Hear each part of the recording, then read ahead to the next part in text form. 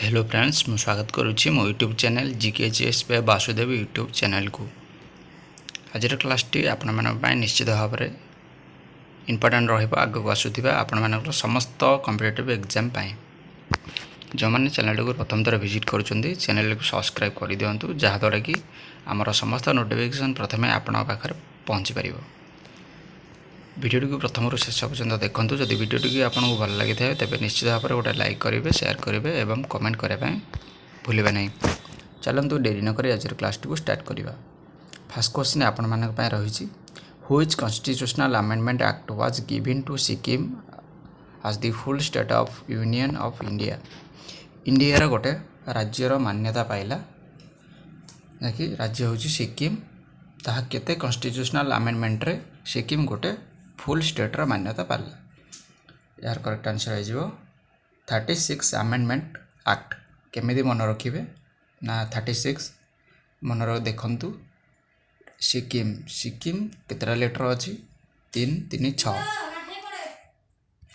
सिक्किम 6टा letter total letter 6 तेणु 6 रो स्क्वायर करदेवे 6 रो square equal 36 constitutional amendment Sikkim को 36 अमेंडमेंट रे यहाँ को गोटे पूर्ण राज्यर राज्य पाह्यार मान्यता पाइला।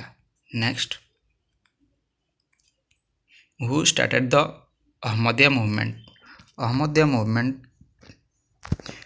मूवमेंट किए स्टार्ट करथिले। यार करेक्ट आंसर हो मिर्जा गुलाम अहमद अहमदिया मूवमेंट रो स्टार्ट करथिले। Next question who was the founder of the newspaper Indian Opinion newspaper founder किए थिले। यार करेक्ट आंसर जो ऑप्शन है Mahatma Gandhi. Indian Opinion newspaper founder होचंदी महात्मा गांधी। आगु बढ़िबा। The author of the book Wealth of the Nations book रो ऑथर किए अटंदी। यार ऑथर होचंदी आडम स्मिथ जाकू फादर ऑफ इकोनॉमिक्स बोली कहा जाए। Next the policy democratic decentralisation of the following which committee.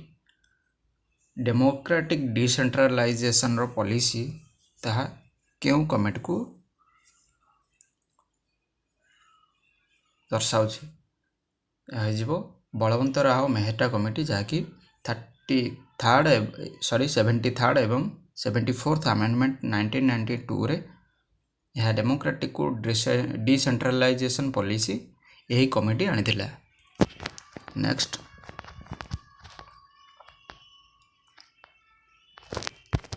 Which of the following is a dwarf planet बोली क्या कहा जाए। यह करेक्ट आंसर हो ऑप्शन डी प्लूटो को आपनकर ड्वार्फ प्लैनेट बोली कहा जाए। वर्तमान जहाँकि गोटे यही प्लैनेट मान मध्य स्थान पाई नहीं। वर्तमान टोटाल आपनकर 8टा प्लैनेट रही। प्लूटो एक ड्वार्फ प्लैनेट हिसाब से गणा जाए। से भाव में भेनस को कौन कहा जाए। भेनस को आपण मानकर मॉर्निंग स्टार बोली कहा जाए। मन रखु। नेक्स्ट आगे बढ़िबा।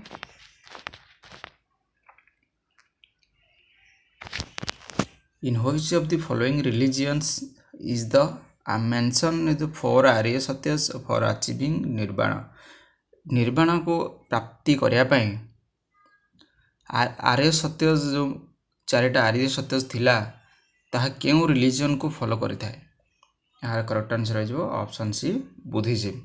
जो 4 आर्य सत्य रही ताहाको जो निर्वाण प्राप्ति करने ताहा रिलीजन केउ रिलीजन को फॉलो करता है ताहा बुद्धिज्म को रिलीजन को फॉलो करता है। नेक्स्ट आगे बढ़िबा। How much time can be banned by the Rajya Sabha on the money bill. केते समय रे बा केते दिन रे राज्यसभा मनी बिल को बैन करि परिबो। यार करेक्ट आंसर हो ऑप्शन बी 14 डेज 14 दिन रे यह बिल टी पास कर परबो एवं यह बैन मध्य कर परबो।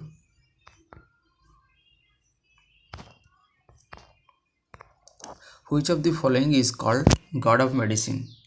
गॉड ऑफ मेडिसिन बोली क्या कहुए? आर्यभट्ट, पतंजलि, पाणिनि, धनवंतार। यार करेक्ट आंसर है ऑप्शन डी धनवंतार। धनवंतार को गॉड ऑफ मेडिसिन बोली कहुए। आगू बढ़िया। Where is the famous Mahabodhi temple located? Mahabodhi temple केउठारे अवस्थित? यार करेक्ट आंसर हो ऑप्शन सी बोधगया। बोधगया ठारे आपण मानकर महाबोधि टेम्पल अवस्थित, जहाँकि बिहार अवस्थित। Next,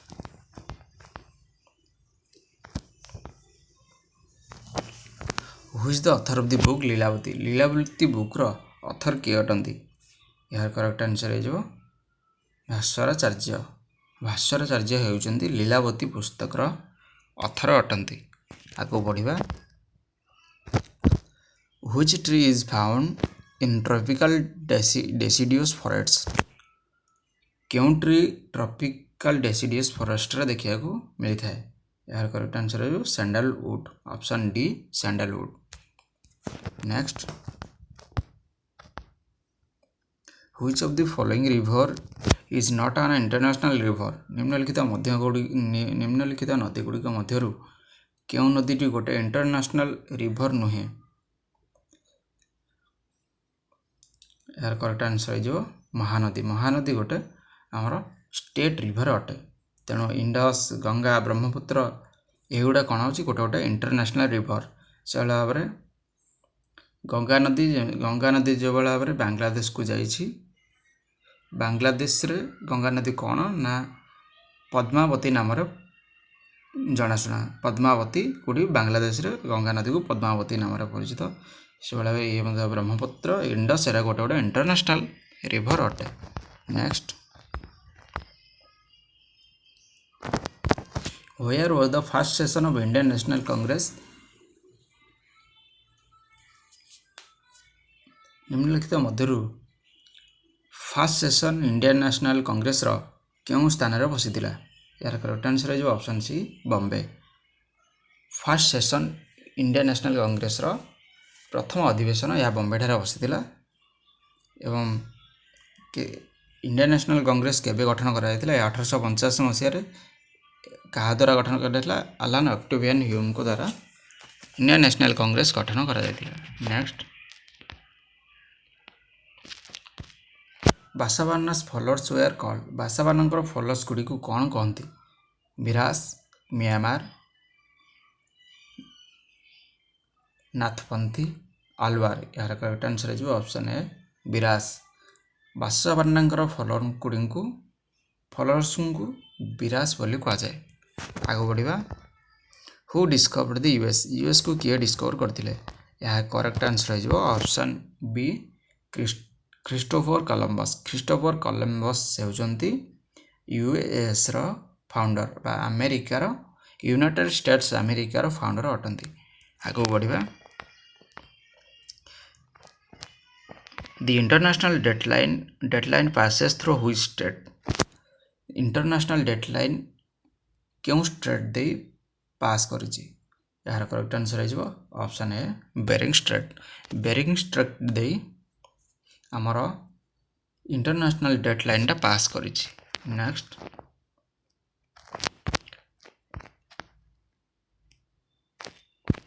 who gave the slogan return to the Vedas? Return to the Vedas अर्थ वेद को रिटर्न करिबा बा वेद को अपनावा, यार स्लोगन किए देथिले? यार करेक्ट आंसर है option D Dayanand Saraswati. Return to the Vedas यार स्लोगन दयानंद सरस्वती देथिले। आगे बढ़िया। The amendment of money bill done by whom? तो मनी बिल रो अमेंडमेंट कहा द्वारा होइथिला बा कहा द्वारा होइथाय? अमेंडमेंट मनी बिल रो अमेंडमेंट मनी बिल रो संशोधन कहा द्वारा होइथाय? Rajya Sabha, chief minister, leader of the opposition, only by the Lok Sabha. यार करेक्ट आंसर है option D only by the Lok Sabha. Only Lok Sabha केवल मनी बिल रो अमेंडमेंट करि परिबो। आगो बढ़िबा।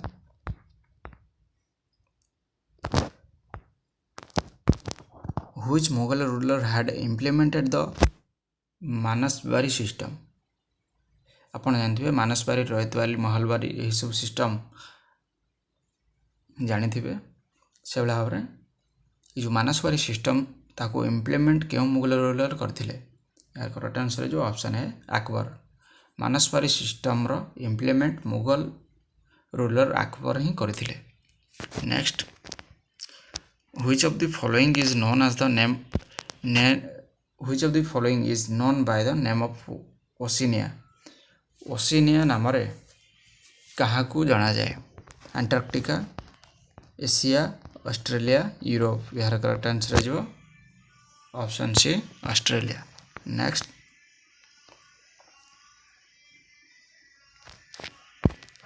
which of the following is done by the panchayat and corporation elections organized by whom? मोर जो पंचायत और corporation election गुड़िक होउछि ताहा कहा द्वारा ऑर्गेनाइज होइथाय? यह सठिक आंसर है option B state election commission. State रे जो इलेक्शन गुड़िक होइथाय जदा sarpanch election, ward member election ए बेला भाबरे जो होइथाय ताकू स्टेट इलेक्शन कमिशन आम राज्यर स्टेट इलेक्शन कमिशनर यहाकू कंडक्ट करिथांती। से भाव में इंडियन इलेक्शन कमिशन कि एमएलए और एमपी मान जो इलेक्शन होता है ताकू Indian election commission MLA MP तांकर निर्वाचन गुड़ी को कंडक्ट कराई था। नेक्स्ट आगू बढ़िया,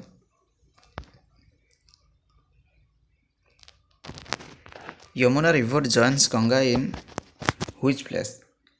यमुना रिवर सहित यमुना रिवर गंगा सहित क्योंठे जन्म सॉरी क्योंठे जॉइंट होइछि बा मिलन होइछि? यार करेक्ट आंसर हो ऑप्शन सी अलाहाबाद। अलाहाबाद ठारे यमुना रिवर गंगा सहित जॉइन होइछि। नेक्स्ट आगू बढ़िया,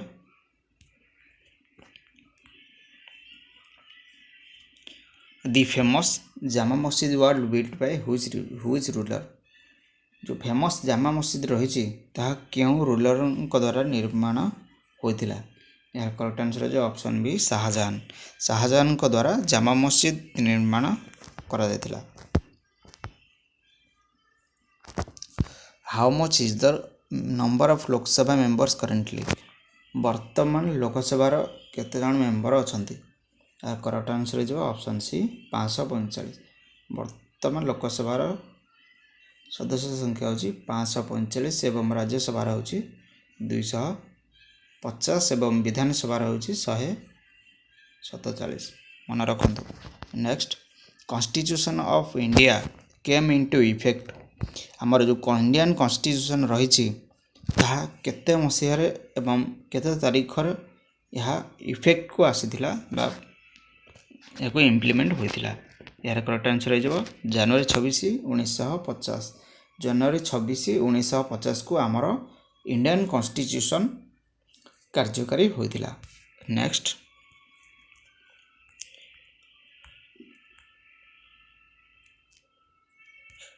which is the newest state of India? निम्नलिखित मध्य क्यों राज्यटी भारतर न्यूएस्ट स्टेट अष्टे बा लास्ट रे यहाकू राज्य करा जायछि? यार करेक्ट आंसर है ऑप्शन ए तेलंगाना। तेलंगाना होची भारतर सबुठारु न्यूएस्ट स्टेट यहाँ पर आउ क्यों नूतन राज्य गठन करा जाई नाही। नेक्स्ट,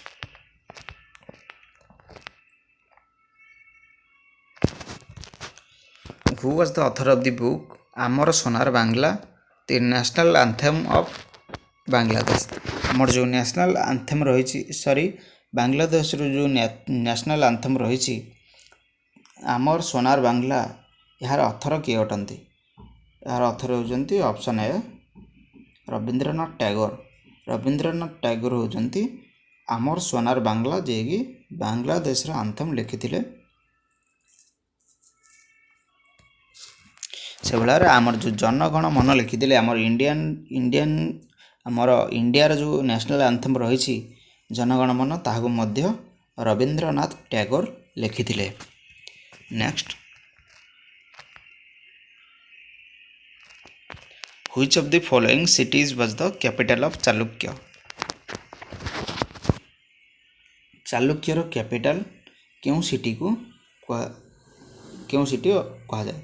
यार करेक्ट आंसर है ऑप्शन बी बादामी। ଚାଲୁକ୍ୟର କ୍ୟାପିଟାଲ ହେଉଛି Badami. Next,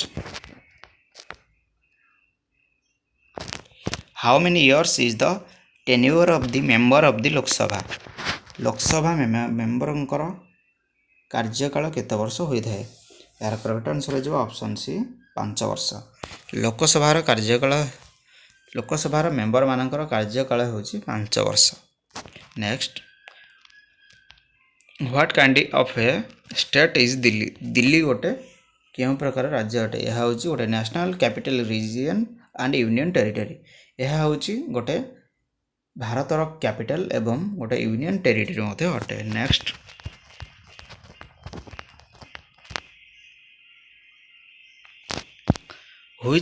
in which Indian state is the largest cotton mill number of mill?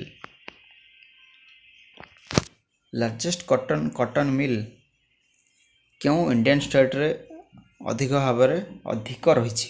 ଏହାର କରେକ୍ଟ ଆନ୍ସର ହେଇଯିବ ଅପସନ୍ ସି ମହାରାଷ୍ଟ୍ର। ମହାରାଷ୍ଟ୍ରରେ ସବୁଠାରୁ ଅଧିକ ଭାବରେ କଟନ ମିଲ୍ ରହିଛି। Next, which Sultan of Delhi popularized Taka and jital coins? କେଉଁ ଦିଲ୍ଲୀ ସୁଲତାନ ଟଙ୍କା ଆଉ ଜିଣ୍ଟେଲ କଏନ୍କୁ ପ୍ରଚଳିତ କରିବାରେ ପପୁଲାରାଇଜ୍ ଅଟନ୍ତି? ଏହାର କରେକ୍ଟ ଆନ୍ସର ହେଇଯିବ ଅପସନ୍ ଡି ଇଲତୁତମିଶ। ଇଲତୁତମିଶ ଯିଏକି ଦିଲ୍ଲୀର ସୁଲତାନ ଥିଲେ, ସେ ଟଙ୍କା ଆଉ ଜିଣ୍ଟଲ ଭଳି କଏନ୍ ଗୁଡ଼ିକୁ ସେ ପ୍ରଚଳନ କରିଥିଲେ। Next, the famous composition Tutinama was created during the reign of Akbar. ଯେଉଁ ଆମର ତୋତିନାମା ରହିଛି ତାକୁ କାହା ରିଜିଅନରେ ତିଆରି କରାଯାଇଥିଲା? ଏହାକୁ ଆକବରଙ୍କ ଟାଇମରେ ତିଆରି କରାଯାଇଥିଲା। Next, which house is headed Bai speaker from both houses of Indian parliament? କେଉଁ ହାଉସ୍ ଯିଏକି ସ୍ପିକର ଅଟନ୍ତି ସେ both houses of Indian parliament, ସେ ହେଉଛନ୍ତି ଲୋକସଭା। ଲୋକସଭାର ଯେ ହେଡ୍ ଅଟନ୍ତି ସେ ହେଉଛନ୍ତି ସ୍ପିକର ବାଚସ୍ପତି।